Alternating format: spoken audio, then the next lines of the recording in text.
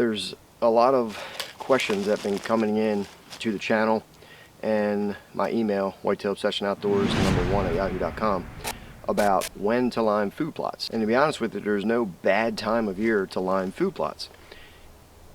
Preferably, I like to actually lime them when there's snow on the ground. And the reason behind that is lime is a grayish color, and when you actually spread that out in the snow, you'll actually be able to see that, what parts that you covered throughout that plot. You know, one side might be darker than the other, then you know, okay, well, on the lighter side you have to put more over here. Darker side, we know not to put any more over there. So there's really no bad time to lime food plots. Whenever you can get out there, do it.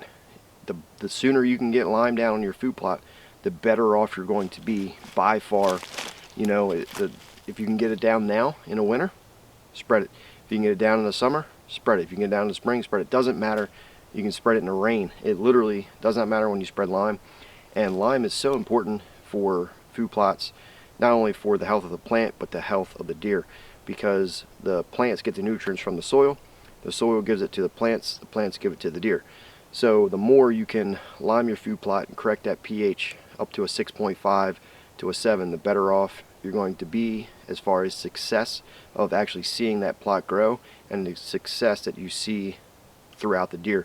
Because if you don't have a lot of high quality food in the area, then your deer are going to stay the same. So if you're planting food plots and you're not liming, you're not fertilizing, you're not using micronutrients, then those plants aren't going to be any more different than anything throughout that area. So why would the food plot actually do anything different to that deer? In order to improve body weight, antler development, the health of the herd, whatever you do needs to be more healthier than anything around. That's where lime comes in, fertilizing, soil samples, micronutrients, all the above, because you're trying to create the most palatable food source in the area, because if it's palatable, it's healthy. So with lime, there's no bad time to do that. There's many different limes you can use. Here on this property, we actually have to use pelletized lime because we cannot get a tractor or a truck back into where we're at. We could use powdered lime, but we really don't have a good way to spread it.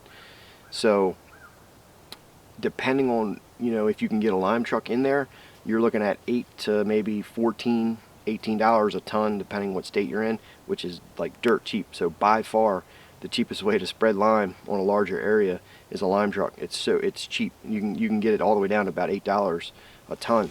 Here we have to use pelletized, 50-pound pelletized bags of lime, and right now the price is about $185 a ton, which is 40 bags.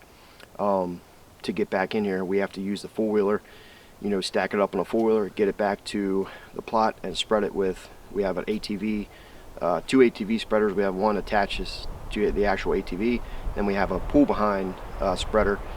The ATV one is attached to the ATV, which is a 100-pound spreader. The pull behind, I think, is a 120-pound spreader.